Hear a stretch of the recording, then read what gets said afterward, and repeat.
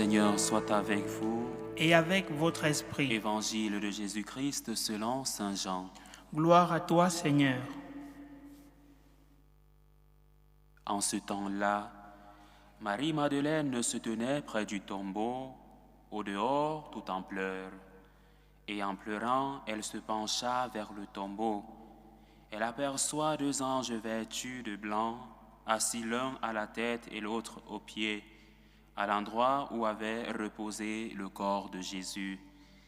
Il lui demande, « Femme, pourquoi pleures-tu » Elle leur répond, « On a enlevé mon Seigneur, et je ne sais pas où on l'a déposé. » Ayant dit cela, elle se retourna, elle aperçoit Jésus qui se tenait là, mais elle ne savait pas que c'était Jésus.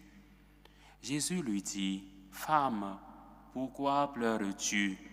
Qui cherches-tu » Le prenant pour le jardinier, elle lui répond, « Si c'est toi qui l'as emporté, dis-moi où tu l'as déposé, et moi j'irai le prendre. » Jésus lui dit alors, « Marie ».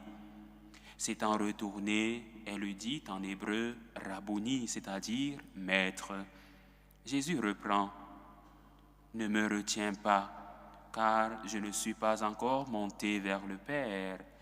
Va trouver mes frères pour leur dire que je monte vers mon Père et votre Père, vers mon Dieu et votre Dieu. » Marie-Madeleine s'en va donc annoncer aux disciples, « J'ai vu le Seigneur » et elle raconta ce qu'il lui avait dit.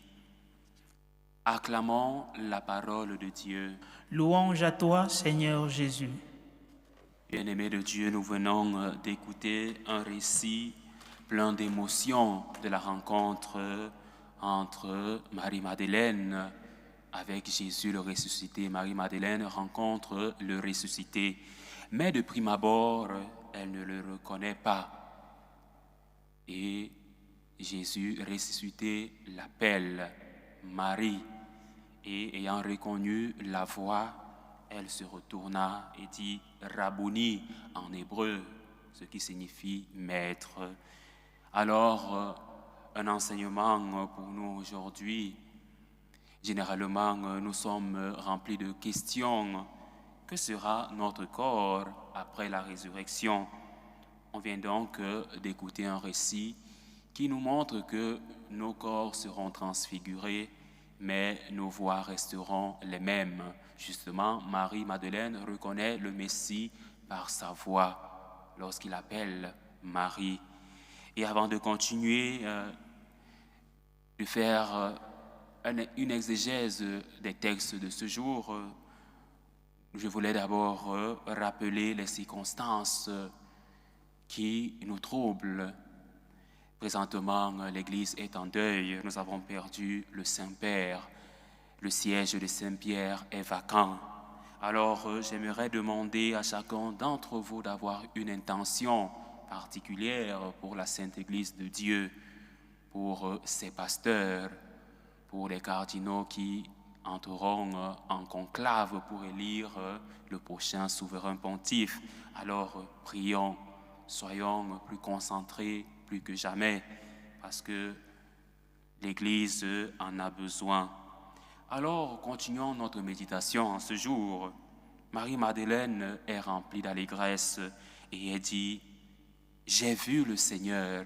Marie-Madeleine devient aussi apôtre de la résurrection, missionnaire de la résurrection. La joie de la rencontre du Christ ressuscité, elle est remplie d'allégresse. Ce cri de Marie-Madeleine résonne à travers les siècles comme le premier témoignage pascal. Alors aujourd'hui, nous sommes appelés à crier de joie, à annoncer le Christ mort et ressuscité. Et comme je le disais au début de cette célébration eucharistique, le pape François a vu le Christ ressuscité de son vivant.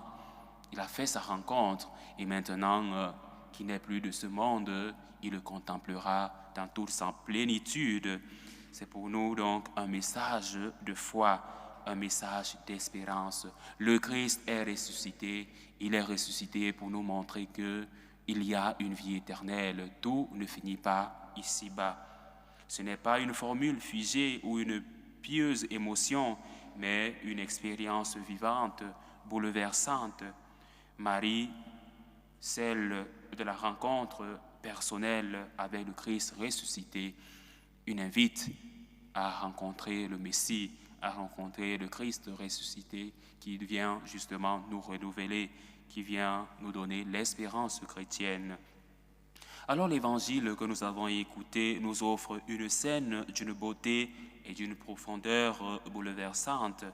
Une femme dans le chagrin, elle pleure devant un tombeau vide, elle cherche un mort, elle cherche le Messie qu'elle a aimé, qu'elle a suivi, qu'elle a désiré, parce que justement nous nous rappelons la scène du pardon et la scène du lavement des pieds.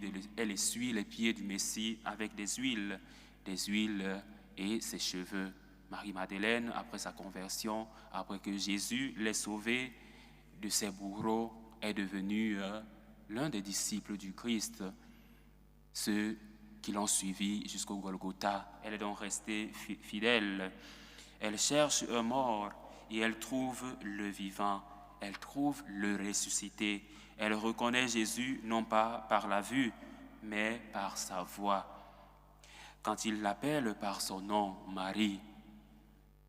Ce détail est essentiel. Le ressuscité ne se donne pas à voir d'abord comme une épreuve, mais comme une relation d'amour, une relation de gratitude.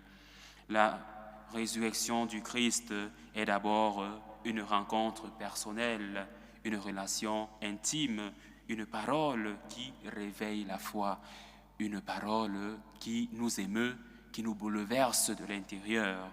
Alors cette scène est riche de significations théologiques et aussi de significations dogmatiques. Par exemple, elle montre que la résurrection du Christ est réelle. C'est un fait historique.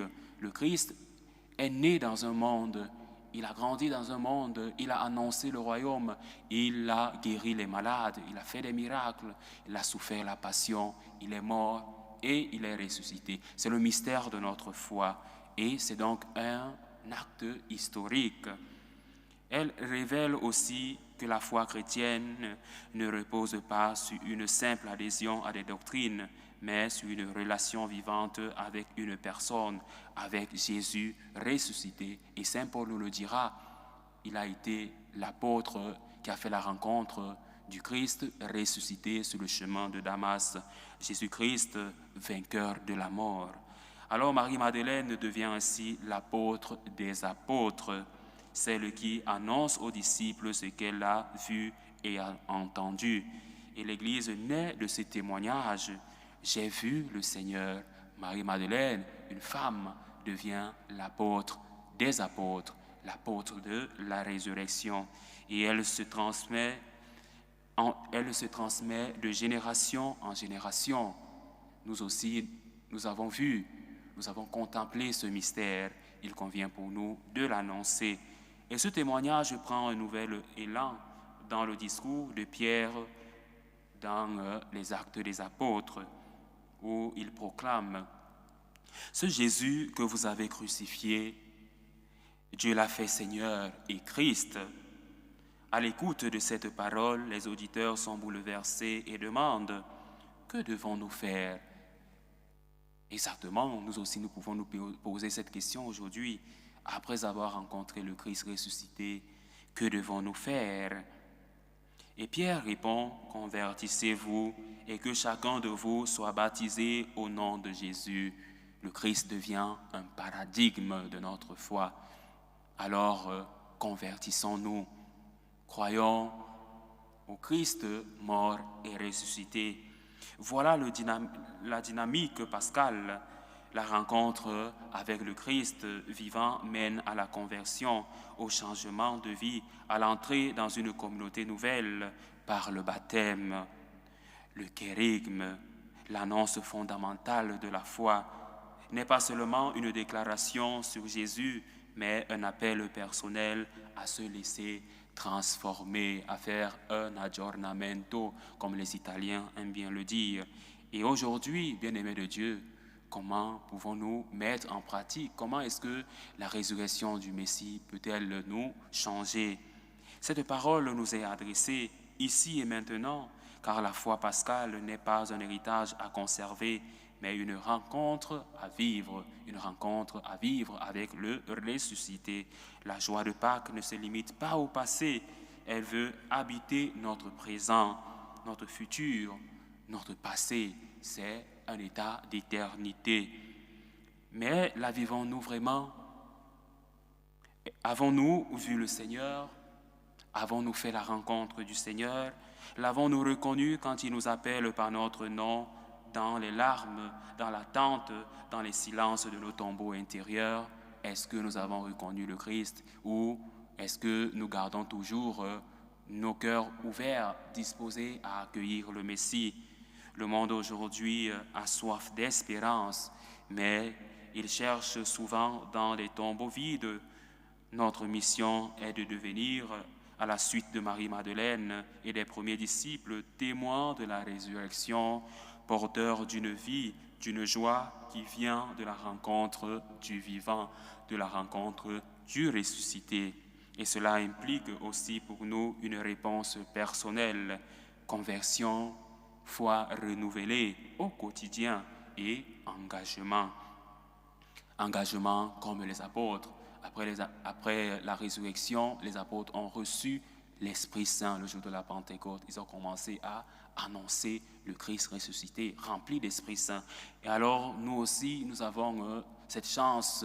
Si nous acceptons le Christ ressuscité, nous pourrons devenir apôtres des apôtres, comme Marie-Madeleine.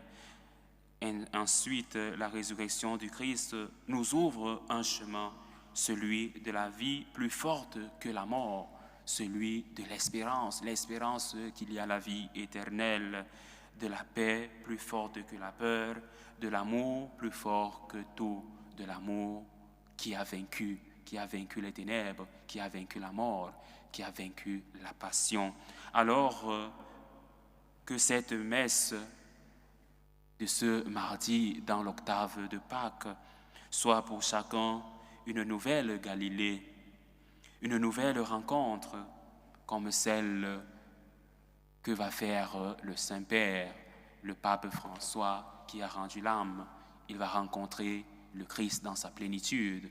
Alors, comme je l'ai dit, continuons à prier pour le repos de son âme et qu'en sortant, nous puissions dire avec le cœur plein de joie, « J'ai vu le Seigneur » et que le pape François aussi, devant Dieu, le dise. J'ai vu le Seigneur de mon vivant et maintenant que je le contemple pleinement, je l'ai vu et je certifie qu'il est mon Dieu et mon Seigneur. Loué soit Jésus-Christ. À jamais.